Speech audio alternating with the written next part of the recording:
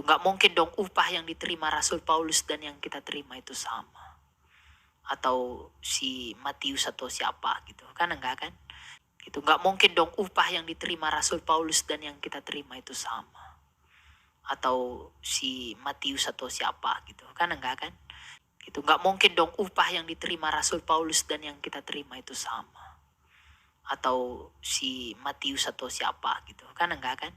Shalom, salam jumpa dalam kasih Tuhan Yesus Kristus. Salam sejahtera untuk kita semua. Masih tentang video yang saya bagikan 2 hari yang lalu, di mana tentang ajaran daripada Elia Miron. Nah, saudara-saudara, terima kasih sudah menonton, bahkan juga yang sudah memberikan komentar. Dan saya waktu membaca komentar-komentar, saudara, kurang lebih hampir 300, kurang lebih 70-80% membela apa yang Elia Miron itu sampaikan. Nah, saya tidak berkomentar banyak, tapi saya waktu membaca komentar-komentar ini, saya merasa kasihan ya orang-orang Kristen ini, saking mengidolakan Elia Miron, mereka itu mencacatkan apa yang Alkitab itu katakan.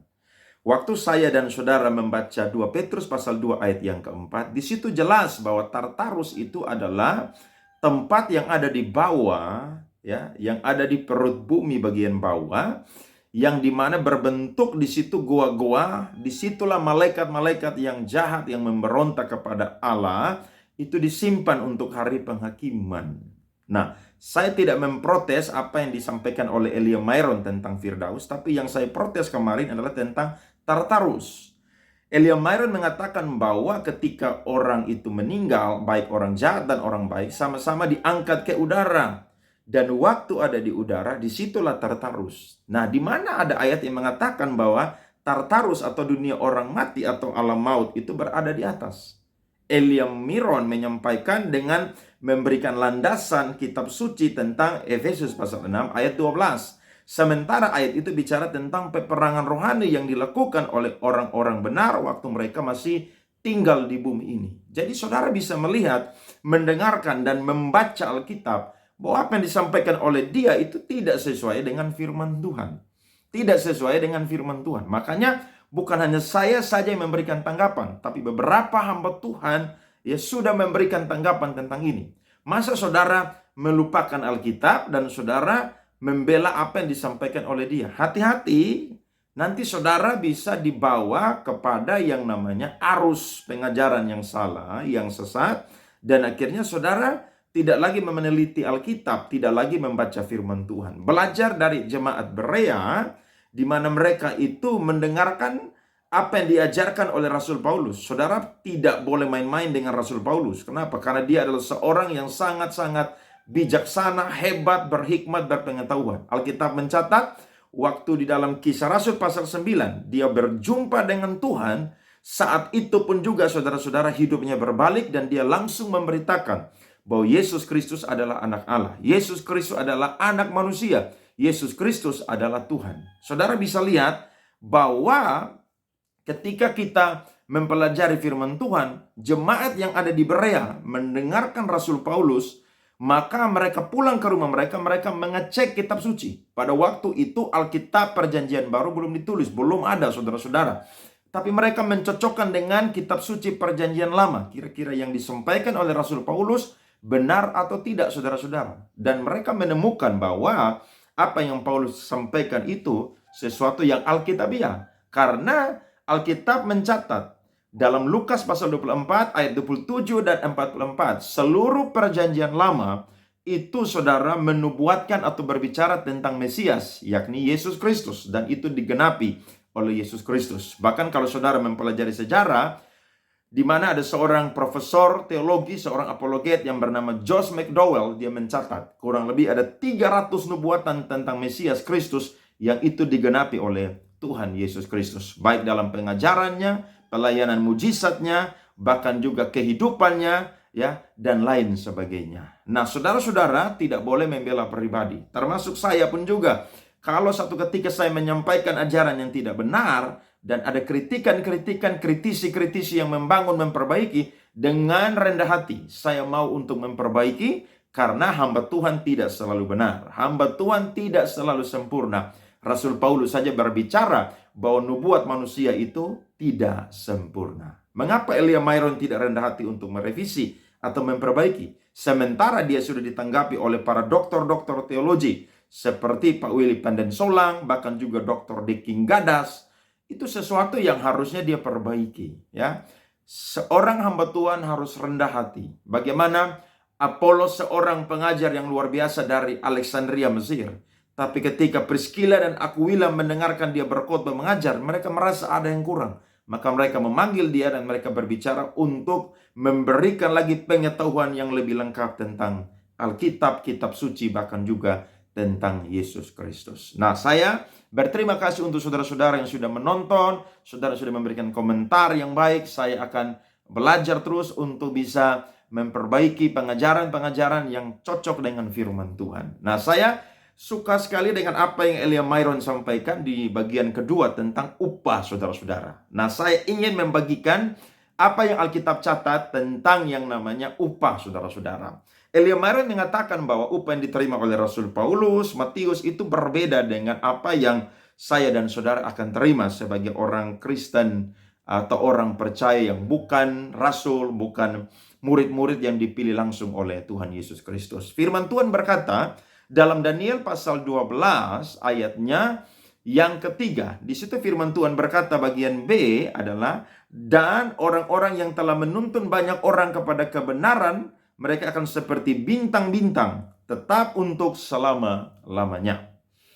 Kita akan bandingkan dengan Matius pasal 19 ayat 27 sampai 29 dan juga Markus 10 ayat 28 sampai 31 dan juga Lukas 18 ayat 28 sampai 30.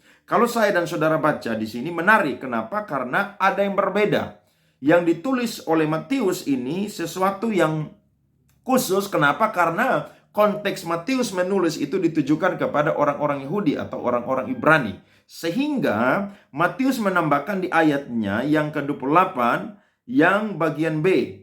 Kamu yang telah mengikut aku akan duduk juga di atas 12 takhta untuk menghakimi ke-12 suku Israel. Ini menarik, kenapa? Karena ini tidak dicatat oleh Markus dan juga oleh Lukas. Mengapa saudara-saudara ini ditambahkan oleh Matius? Saya bisa memberikan jawaban, yakni konteks daripada penulisan Matius ini ditujukan kepada orang-orang Yahudi, orang-orang Ibrani, sehingga para rasul itu diberikan satu hak istimewa di mana mereka itu akan menjadi wakil dari 12 suku Israel untuk yang namanya menghakimi bangsa Israel.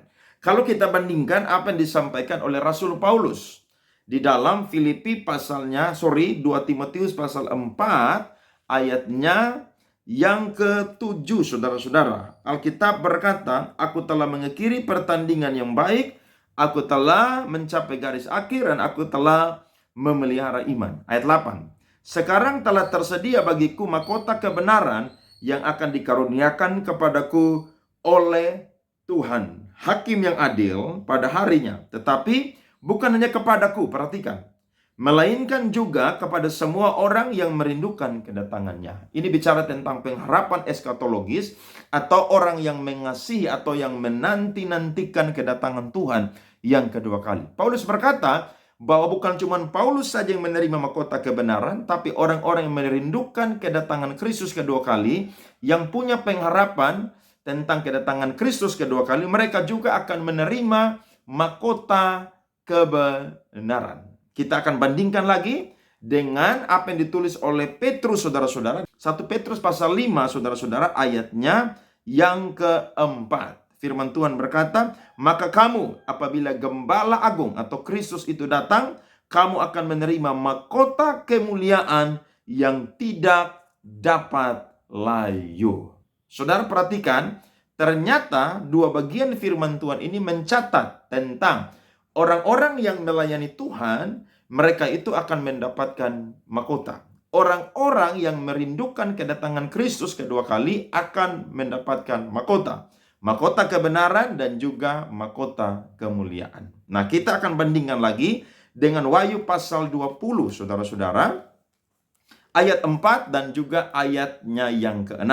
Firman Tuhan berkata, lalu aku melihat takhta-takhta dan orang-orang yang duduk di atasnya. Kepada mereka diserahkan kuasa untuk menghakimi. Aku juga melihat jiwa-jiwa mereka yang telah dipenggal kepalanya karena kesaksian tentang Yesus, karena firman Allah, yang tidak menyembah binatang itu dan patungnya, dan yang tidak juga menerima tandanya pada dahi dan tangan mereka, dan mereka hidup kembali dan memerintah sebagai raja bersama-sama dengan Kristus untuk masa 1000 tahun. Ayat 5, tetapi orang mati yang lain yang tidak bangkit sebelum berakhir masa yang 1000 tahun itu, inilah kebangkitan yang pertama. Ayat 6, berbahagialah dan kuduslah ia yang mendapat bagian dalam kebangkitan pertama itu. Kematian yang kedua tidak berkuasa lagi atas mereka, tetapi mereka akan menjadi imam-imam Allah dan Kristus, dan mereka akan memerintah sebagai raja bersama-sama dengan dia 1000 tahun lamanya. Saudara bandingkan dengan apa yang dicatat oleh Matius dengan apa yang dicatat oleh kitab Wahyu, penglihatan daripada Rasul Yohanes, saudara menemukan bahwa di sini pun juga ada orang Kristen, bahkan juga orang-orang yang mati dalam Tuhan atau disebut martir. Mereka itu, saudara, akan memerintah dalam kerajaan 1000 tahun. Nah, kerajaan 1000 tahun ini ada banyak penafsiran. Ada yang mengatakan bahwa kerajaan 1000 tahun sudah terjadi hari ini di muka bumi, karena ini bukan bersifat yang namanya literal, tapi ini cuma simbolis saja, saudara-saudara. Saya tidak membahas itu, tapi apa yang disampaikan oleh Matius, Daniel, Petrus, bahkan juga Rasul Yohanes, saya bisa menyimpulkan, saudara-saudara, bahwa orang-orang yang ada di dalam Kristus, yang memberitakan Injil, orang-orang yang setia sampai akhir, ya, yang menang, mereka itu akan mendapatkan upah. Nah, kalau saya dan saudara belajar firman Tuhan, di sini saya bisa menyimpulkan. Yang pertama, orang yang melayani Tuhan, orang yang cinta Tuhan, orang yang setia sampai akhir, jerih lelah mereka, persekutuan mereka dengan Tuhan, itu tidak pernah sia-sia. Rasul Paulus pernah mencatat dalam 1 Korintus 15 ayat 58, bahwa setiap orang yang melakukan persekutuan jerih lelah dengan Tuhan, itu tidak akan pernah sia-sia, akan mendapatkan upah dari Tuhan. Sedangkan orang-orang jahat, orang-orang yang tidak bertobat, mereka akan mendapatkan upah juga, tapi upah mereka adalah penyiksaan yang ada di neraka kekal. Yang kedua, saudara-saudara, saya bisa menyimpulkan bahwa ketika saya dan saudara menjadi hamba Tuhan, orang-orang yang setia dengan Kristus, maka saya dan saudara itu dihargai. Dihargai, saudara, bukan karena jasa-jasa kita, tetapi karunia Allah. Paulus katakan tadi dalam 2 Timotius pasal 4 ayat yang ke-7 dan ke-8, itu bukan balas jasa dari Tuhan, tapi itu adalah kasih karunia yang Tuhan juga berikan kepada orang-orang yang setia, yang merindukan kedatangannya. Seperti keselamatan diterima karena kasih karunia, maka upah pun juga itu adalah kasih karunia. Yang ketiga, yang bisa saya bagikan adalah waktu saya dan saudara ada di dunia ini sebagai orang-orang percaya, mari arahkan pikiran kita kepada Kristus, kepada sorga, kepada Injil. Kenapa? Karena waktu saya dan saudara memfokuskan itu, maka saya dan saudara berpengharapan di dalam Kristus. Saya yakin dan percaya kalau orang dunia bekerja mendapatkan upah, maka orang benar pun juga akan mendapatkan upah. Yesus Kristus pernah memberikan perumpamaan tentang orang-orang bekerja dengan perjanjian upah 1 hari 1 dinar. Ada yang masuk jam 6 pagi, ada yang masuk jam 9 pagi, ada yang masuk jam 12 siang. Sementara ada yang masuk jam 3, bahkan ada juga yang masuk hampir saja matahari itu terbenam. Dan waktu mereka menghadap kepada Tuhan mereka, masing-masing mereka mendapatkan upah 1 dinar. Yang bekerja paling pagi atau paling awal memprotes. Tapi Yesus sudah memberikan perjanjian bahwa perjanjiannya mau bekerja jam berapapun juga, upahnya itu tetap 1 dinar. Nah, dari sini kita belajar bahwa orang-orang yang setia dengan Tuhan, yang melayani Tuhan, jerih lelah mereka tidak akan pernah sia-sia. Jadi saya dorong kita semua yang sudah jadi anak Tuhan, mari saudara giat memberitakan Injil, karena saudara akan mendapatkan upah. Saudara bawa jiwa kepada Kristus, ke surga akan mendapatkan upah. Saudara yang setia mengiring Tuhan, beribadah melayani Tuhan dengan iman saudara-saudara akan mendapatkan upah. Kita semua akan mendapatkan upah. Saya percaya bahwa Kristuslah yang akan menjadi gembala agung itu yang akan mengaruniakan upah kepada saya dan saudara. Jadi, lewat video ini saya ingin mau dorong kita semua, mari bekerja di ladang Tuhan. Jadi orang Kristen yang setia, bukan sekedar jadi Kristen yang biasa-biasa, suam-suam kuku, yang hari ini ke gereja, besok tidak ke gereja, yang hari ini cinta Tuhan, besok kecewa dengan Tuhan. Tidak, saudara perlu setia dengan Tuhan, karena ada upah-upah yang Tuhan janjikan kepada saya dan saudara. Kiranya sedikit apa yang menjadi tanggapan dari saya ini memberkati kita semua. Biarlah kita semua tetap melayani Tuhan, cinta Tuhan, setia sampai akhirnya. Tuhan Yesus memberkati.